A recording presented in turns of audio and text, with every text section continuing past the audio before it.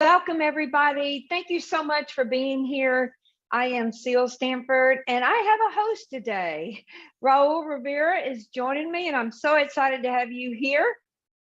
Hey, hello, Seal. Hello, everybody, and just really happy to be here. Really happy.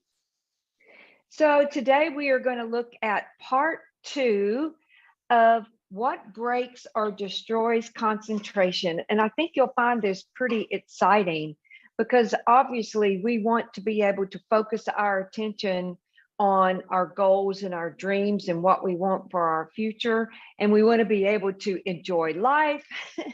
And I think most of us would want to be a positive influence on others. And even if we're, being a negative influence, we want to get out of that and be a positive influence. So we're going to talk about 3 main points today so that you can have control over your own attention and concentrate on what you want to concentrate on. So Raul, what do you have to say about this subject? Well, I mean, just a couple things. And before we go into that, I would like to remind everybody that we prepare a worksheet. So just in the case that you want to refer to this recording in the future and you want to see the main points, so we prepare a worksheet. So if you're interested in getting the worksheet, you just need to type the word concentration. And if you type that in, then the team will know that you want that worksheet. So I just wanted to say that. And yeah, about concentration, there's obviously things that we really want, right? And probably some things that we don't want. And the problem with that is that it really creates like a battle, a fight. And so let me give you an example. Like one of the things that we don't want, talking about concentration, is we don't want our attention fixed or stuck in the past, right? What we want is really our attention just naturally in the future we want. Now, that's really easy to say, but sometimes the case is that battle, right? Like sometimes my attention is in the past and that's like, no, let it go. And then I go, no, I want to focus in my dreams. So we just want to be naturally focusing on the dreams, right? The future we want. So that's the first thing. Then the other thing we don't want connected to concentration, we don't want to be living in pain. I mean, pain is a big thing, and Sil will go deeper into that, but pain really messes up concentration, right? What you want is really, you want to enjoy your life. You want to enjoy your relationships. You want to enjoy what you're doing. Again, it's really easy to say, but sometimes we're experiencing some painful situations that trap attention, destroy concentration, and then we have to work a little bit to put ourselves back in the positive and enjoy. The other thing that you don't want is you don't want to be a negative influence. First of all, for yourself, right?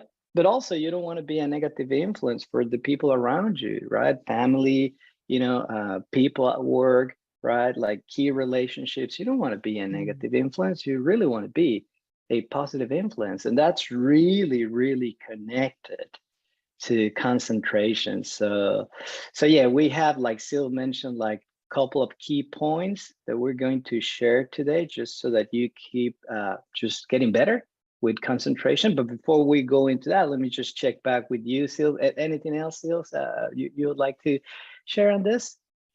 No, but thank you. I think let's go to the main talking point. This is a very interesting one. So I'm very anxious to hear what you have to say about misownership. That's right. So yeah, because that's one thing, right? That's one area. Like what breaks concentration? Because that's really the main purpose of these Facebook lives. Like what actually breaks concentration, so you can handle that, and then you can master concentration. So another factor there that breaks concentration is misownership. And what we mean by that is when you take on others' viewpoints or ideas about yourself.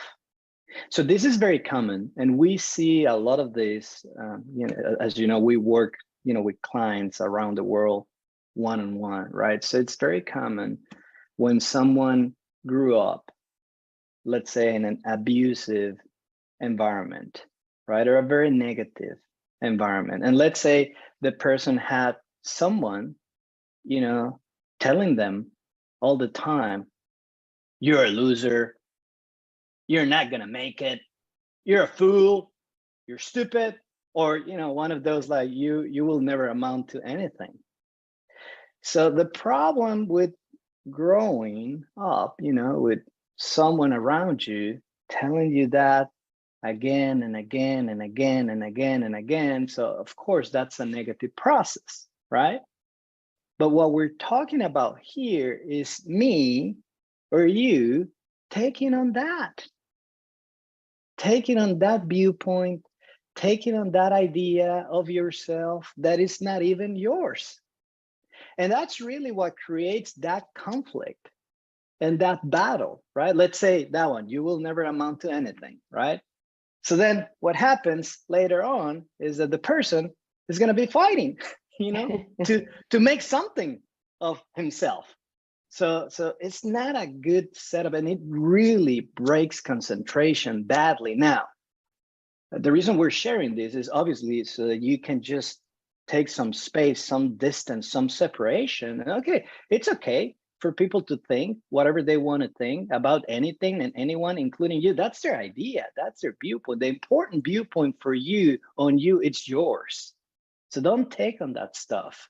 But then the other part of that is also just be aware what kind of process you run on the people around you, right? Because if you run some of those negative processes with people around you, just know that breaks their concentration, right? If it's kids, if it's friends, if it's people at work, right? Just be aware for you, but also the people around you. So that's one main area, misownership. Don't take on others' viewpoints or ideas. So let's go back with Seal. She's going to continue with two main points here. That's really a misunderstood word for a lot of people. I know I see that when I'm talking to clients, misownership. So that's a great explanation of it. It reminds me of, teaching people how to reach for their dreams and goals, and maybe they want to expand their ability to earn more money. And I remember Alan, really, really having me check with every student on what's your viewpoint, around making more money.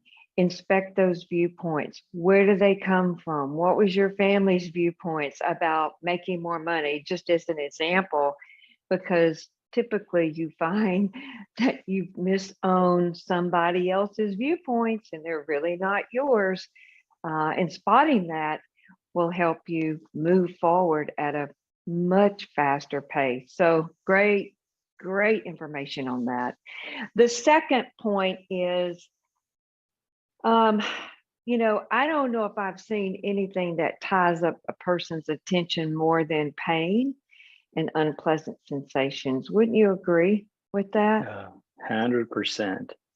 I mean, most people I sit down with, I'm sure you feel the same way.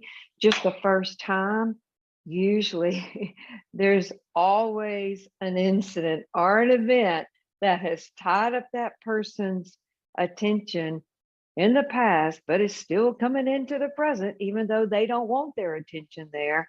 And the reason is most people veer off, really, really resist, try to avoid, unpleasant sensations and pain, just really don't want to experience it. And a great example is if you check in with most people and you ask them to, give a speech and do public speaking, usually there's an unpleasant sensation that comes up like almost automatic, like terror is like the first thing that usually hits a person. And a lot of times they back off. They will not go into that area. So, pain and unpleasant sensations really tie up a person's attention. And not being able to confront it and go into that area keeps you stuck. So that would be a major thing that breaks a person's ability to focus and create the kind of future they want. Anything you want to say on that?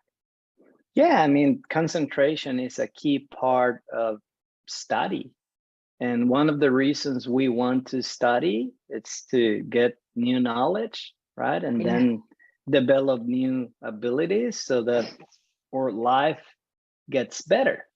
But then, like you're saying, pain, like it really breaks that concentration. And study, like if you want to read a book and then the person can read it because whatever, that's pain, right? That's pain. They can't focus long enough to get the knowledge or develop the ability or get their life to the point they really want to take their life to. So yeah, I mean, very, very important point, just really being aware of that and handling pain. I'm so glad you mentioned that, because that brings up that one time that I mentored a little girl when I was, working at Aetna, and she was in the first grade. And the person they assigned to me was in grief. I mean, she was a first grader. She was in grief and not there.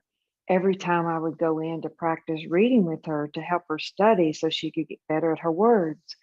And what I found out from her was her attention was stuck on an incident. And it was basically her parents were getting a divorce, and she was heartbroken about it.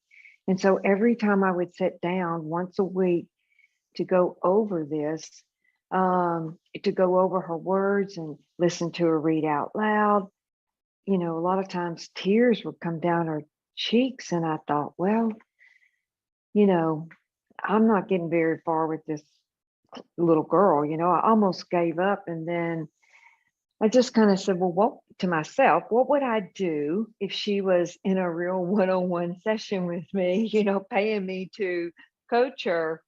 And I just was like, well, you just need to run the same process, help her get focused, help her handle the pain the best that I could at the age. So that's what I did. I applied a couple of simple techniques, just like if she were a person that I was working with. And, what happened was I got her out of the grief, got her mood level up.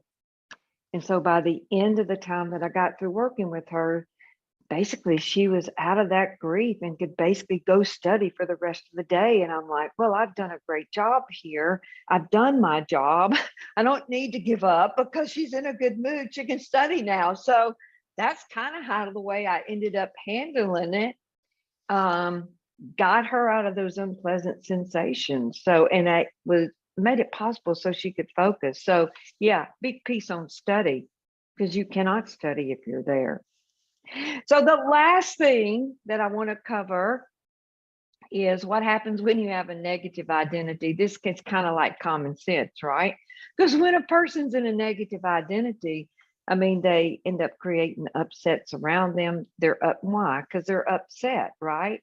And the destructive thing about a negative identity is it puts the person in opposition to themselves and to their goals and their dreams and where they're trying to get. And they're usually fighting with that. So that fighting is kind of like spills over to everything else they touch. So being in a negative identity really, really ties up a person's attention and affects their ability to be able to concentrate. Is there anything you want to add to that? Yeah, I mean, I was just thinking, like if I'm in a negative identity, I mean, that creates pain, for the people around me and obviously for myself. And then it's sad because then it seems like it's more about having a fight with whoever on anything instead of like really moving towards my dreams. It's a completely different way of operating. So we really want you to be in a positive identity, be a positive influence. So those are the three main points today. Thank you so much for joining us, Raul. Um, Again, for those of you who want the PDF handout, just download that, type in concentration in the comment section. And if you would be so kind and to tell us if you're watching this live or as a replay, we would just love you even more for it. And hey, we want you to be able to accomplish your goals and dreams. In order to do that, you need to be able to concentrate. So thank you so much for tuning in.